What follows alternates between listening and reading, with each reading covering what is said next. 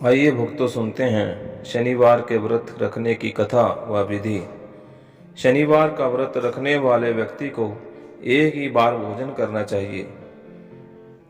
शनिदेव की पूजा में तांबे के पैसे, काले उड़द और काला वस्त्र चढ़ाया जाता है। इससे शनिदेव प्रसन्न होते हैं। शनिदेव की कथा। एक दिन सातों ग्रह सूर्य, चंद्र, मंगल, बुध, बृहस्पति, शुक्र और शनि बैठे हुए थे। इस बात पर विवाद छिड़ गया कि समस्त ग्रहों में कौन सा ग्रह सबसे बड़ा है। इसका निर्णय करने के लिए सभी ग्रह राजा इंद्र के दरबार में उपस्थित हुए। इंद्र ने सोचा कि यदि किसी ग्रह को मैं महान कह दूंगा तो शेष सारे 8 ग्रह मुझ पर नाराज हो जाएंगे। इसलिए वह हाथ जोड़कर कहने लगा, हे देवगण, मैं आप लोगों का निर्णय करने में असमर्थ हूँ। इसलिए आप पृथ्वी पर राजा विक्रमादित्य के पास जाइए। वे बड़े न्यायप्रिय राजा हैं। देवताओं को इंद्र की बात जच गई। वे सभी विक्रमादित्य के दरबार में उपस्थित हुए। उन दिनों विक्रमादित्य उज्जैन में राज्य कर रहे थे।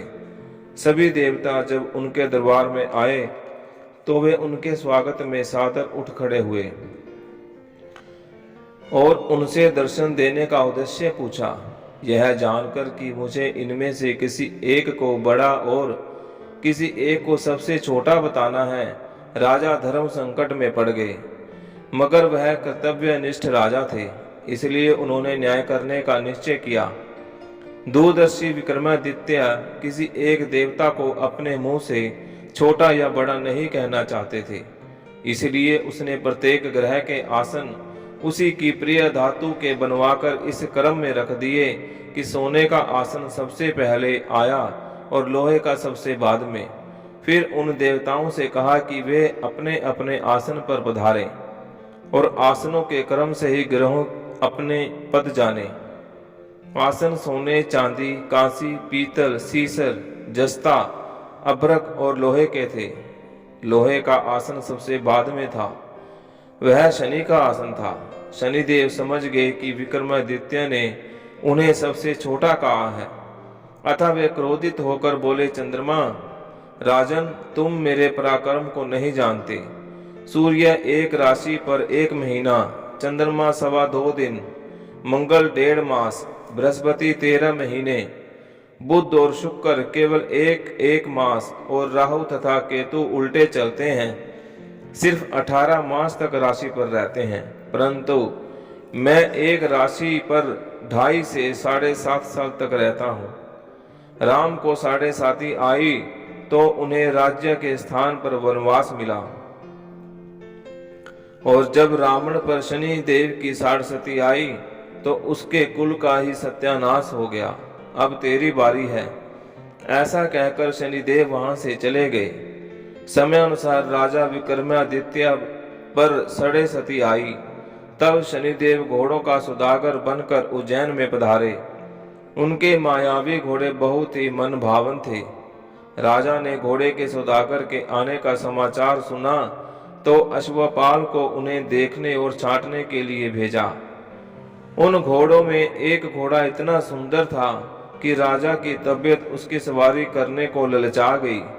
राजा जैसे ही घोड़े की पीठ पर बैठा, वैसे ही घोड़ा हवा से बातें करता हुआ ऐसा दौड़ा कि कुछ ही क्षणों में राजा को एक बीहड़ जंगल में पहुंचाकर देखते ही देखते अंतर्ध्यान हो गया। अब तो राजा विक्रमादित्य जंगलों में मारे मारे फिरने लगे। भटकते भटकते वे एक नगर में पहुंचे। वहां उनकी भेंट नगर सेठ से हुई। सेठ ने उन्हें भूखा और प्यासा देखकर खाना खिलाया और दुकान पर एक और बैठ जाने को दिया। शनि महाराज की कृपा से उस दिन सेठ को खूब आमदनी हुई।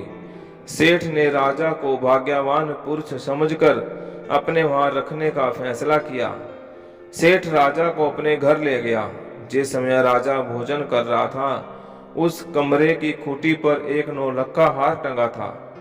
राजा की जैसे ही उस पर नजर गई, खूंटी उस हार को देखते ही देखते निगल गई।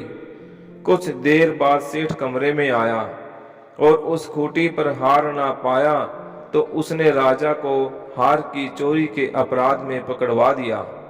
न्यायाधिपति ने राजा के दोनों हाथ और पैर काटने की आज्ञा दी। जब राजा चौरंगिया बन गया तो उस नगर के एक तेली को राजा पर दया आ गई। वह उसे उठा लाया। उसने उसे कोहलू के पीछे बिठा दिया ताकि बैल हाँक सके। 7.5 बीतने में कुछ काल ही बचा था कि एक दिन राजा को वर्षा ऋतु में मल्हार राग गाने की सूझी। रात की खामोशी में उसकी मनमोहक ध्वनि राजकुमारी के कानों में पड़ी। सुरीली आवाज को सुनते ही वह उस पर मोहित हो गई। उसने दासी को भेज उसका अता पता मंगवा लिया।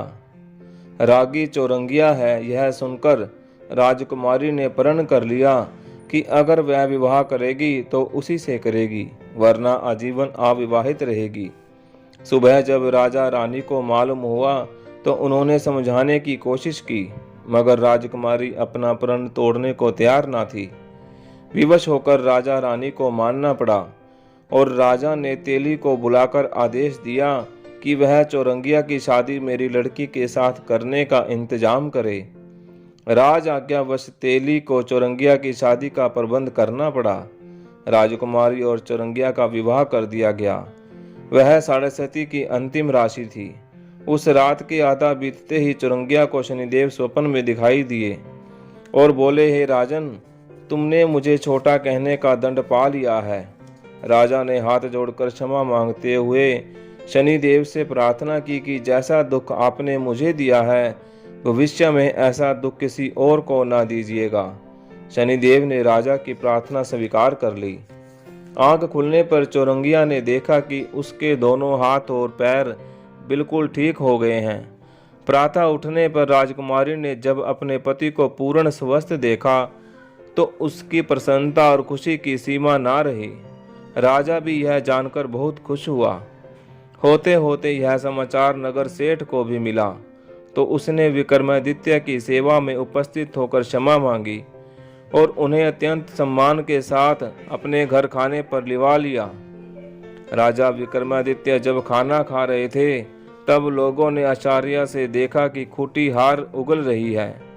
यह कौतुक देखकर नगर सेठ एक ऐसा अभिभूत हुआ कि उसने अपनी कन्या का विवाह भी राजा विक्रमादित्य के साथ अत्यंत धूमधाम से कर दिया।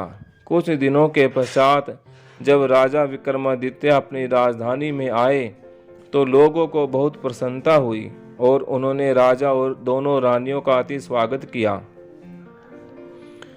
पुनः राज्य प्राप्त कर लेने के बाद राजा ने राज्य में घोषणा करा दी कि सभी प्रजाजन प्रत्येक शनिवार को व्रत रखकर उनकी कथा व पूजन किया करें।